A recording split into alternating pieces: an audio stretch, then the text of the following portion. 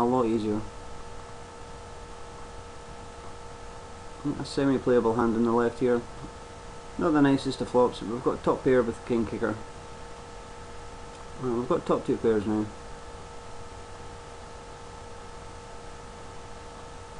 We'll just take that down there. It's a nice dry board. The only hand that was beating me was if he had a set. We don't have much on the left here. We've picked up top pair with a gut shot straight to Broadway now. I'm pretty sure I peel one off here. And there's a chance my ace is good. Obviously any two pairs beating, but I've got ace with the queen kicker.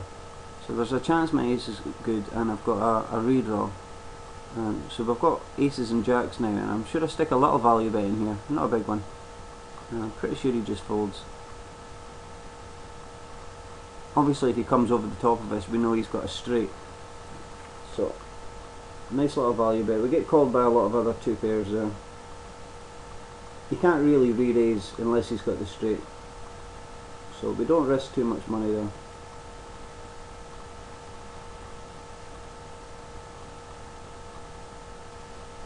So we've got a gut shot draw here with a pair of fours. I've picked up an open-ended straight draw, but it's obviously not a great open-ended straight draw. 2, 3, 4, 5. And we've got the wheel now. These 2, 3, 4, 5. We've got middle set on the table on the left. Let's take a little $1 value bet. There's a lot of two pair hands I'll call you down, even if he's had a set of twos or something he didn't want to play a big pot. There's definitely value in. It's a little value bet. Obviously at the higher levels the players can get very tricky and they can check raise big bluffs on the river. But at this level it's pretty ABC stuff.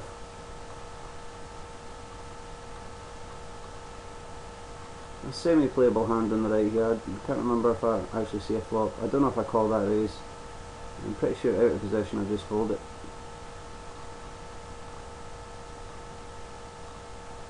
Yeah, there we go.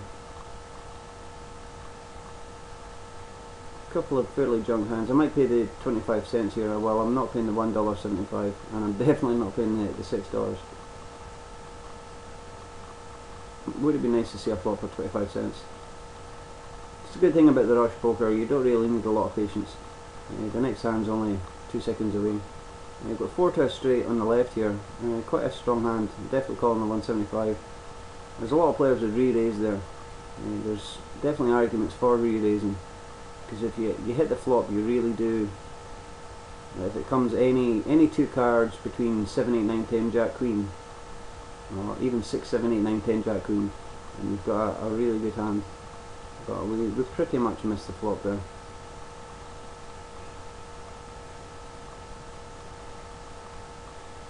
We've got the 4 to a straight on the right here. I'm pretty sure I'll play that. Oh, we fold that. Well, that's a surprise. Pretty sure I would have played that. Maybe just did a bad feel on it. Well, I call this, guys. You only shoved for another 20 cents. So ace king 3-5 is not great, but when you're only having to call another 20 cents, you take it down there with just ace king high.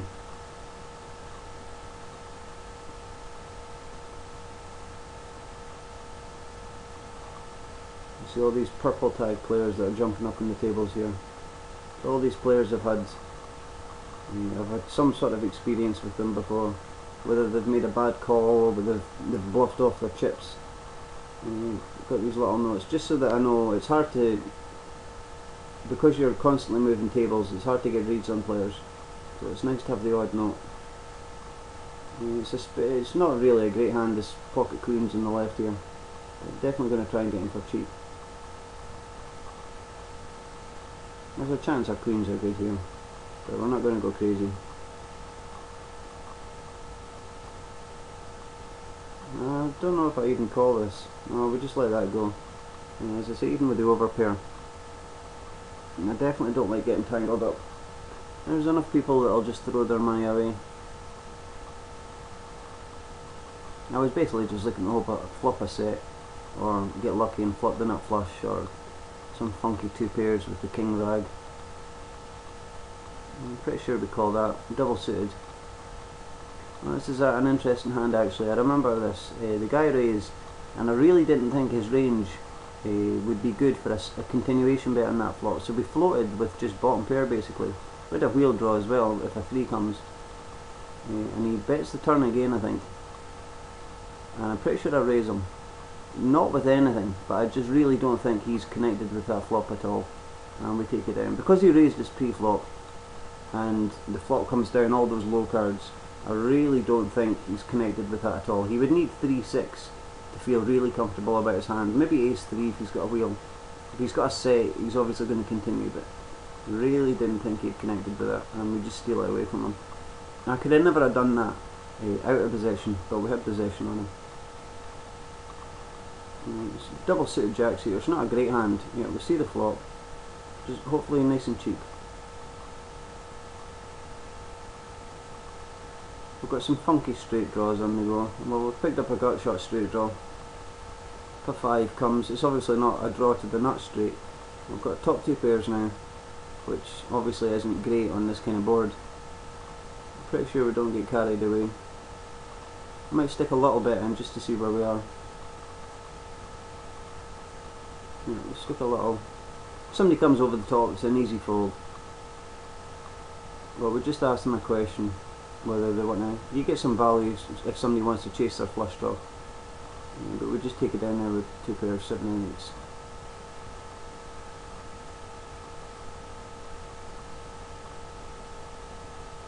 So a semi-playable hand here. We've got the on the left. I'm pretty sure I'd be surprised if I folded this. No, we do fold it. I'm a bigger nit than I thought. I thought I would have raised it up in the button. You've got the 3 to a straight either way, and you're playing to the 6 high straight instead of just the wheel. This hand here, the jacks, is, you notice the hand I played the last time. The jacks hand. The pocket jacks on the left so much stronger than the jacks on the right, because you're double suited, you've got the straight draws going. It just plays so much better post flop than the last jacks hand that we had. If you'll look at this, there's really not much going on there at all apart from just the jacks. You really want the 4 cards working together in some sort of way. And we get this purple tag raising us up again. And we've got a gut shot, a 9 will give us the nut straight. So we'll just check behind for pot control. We've picked up top pair now. Well, we've got top and bottom pair actually. We call this, and I'm sure he just fires a big bet on the river. No, we're forced to fold. He sticks at 5. There's a good chance that our ace-3 is good here, especially if he's a purple tag player. These are the players that are throwing their chips around. But I'm sure my thinking at the time was, it doesn't make much sense that he would check the flop and then bet the turn and bet the river. Oops, what happened there? Oh, I think my screen capture came on. Yeah, I'm pretty sure I just thought he had a better 2 pairs. Maybe had ace-6, ace-7, maybe ace-queen even if it was catching a 6 river.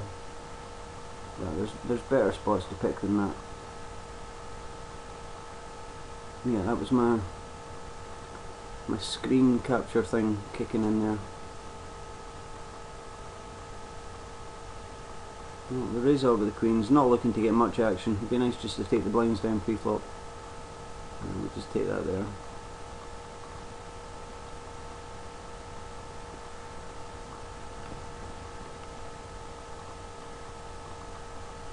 Not the greatest of hands here. The pocket tens is pretty junk. We've got a weak pair of aces here on the left. I'm sure I just flat. I don't raise here. Yeah, just want to keep the pot nice and cheap.